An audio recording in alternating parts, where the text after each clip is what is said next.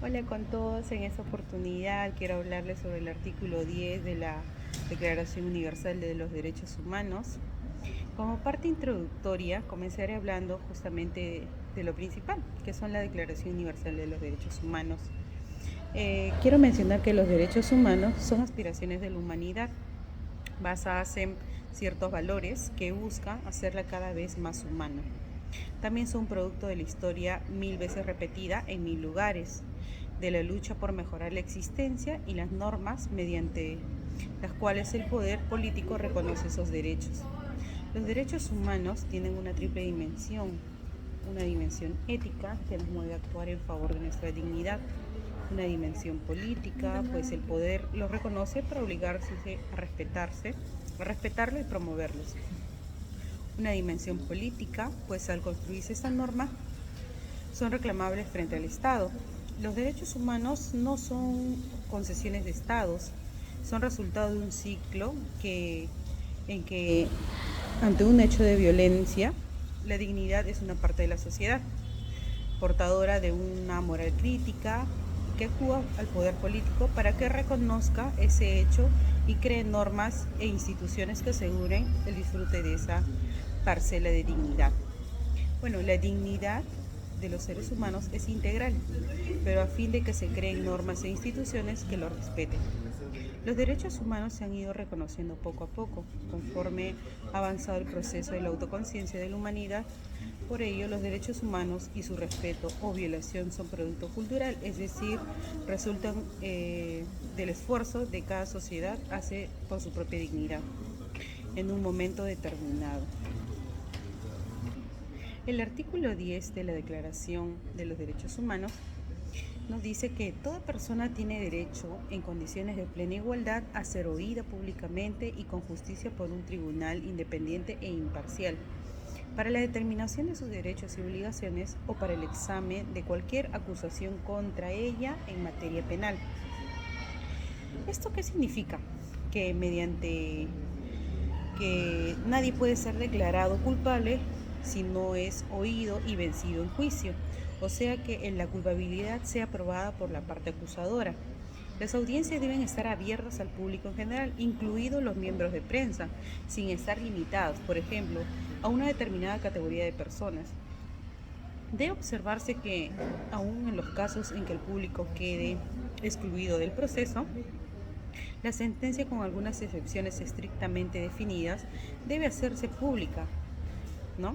Hasta en 1994, cuando entró en vigencia el actual Código Procesal Penal, en Guatemala se aplicaba el sistema inquisitivo escrito, secreto en sus dos fases, donde la sentencia era resultado de un expediente y la justicia se impartía en oficinas administrativas.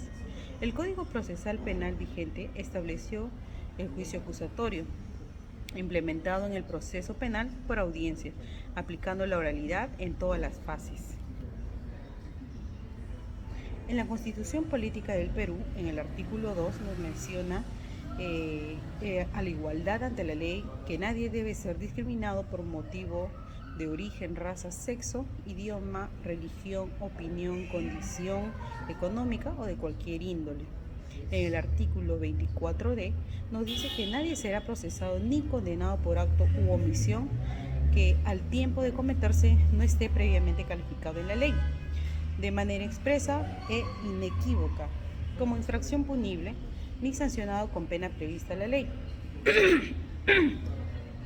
Este inciso es bastante claro, ya que se trata de los derechos indiscutibles. Sin embargo, debemos mencionar el honor y la apreciación positiva que la persona hace de sí misma y de su sobreactuación, y la reputación es la imagen, la buena idea, el buen concepto que las buenas personas tienen sobre uno. La intimidad personal y familiar en todo lo que llamamos vida personal.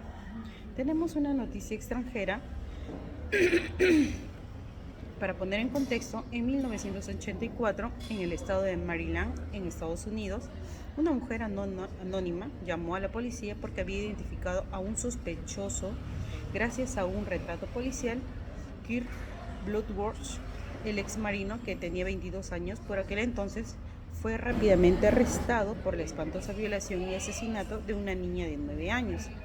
A pesar de las escasas contradicciones, pruebas presentadas en el juicio, Bloodworth fue declarado culpable y sentenciado a muerte.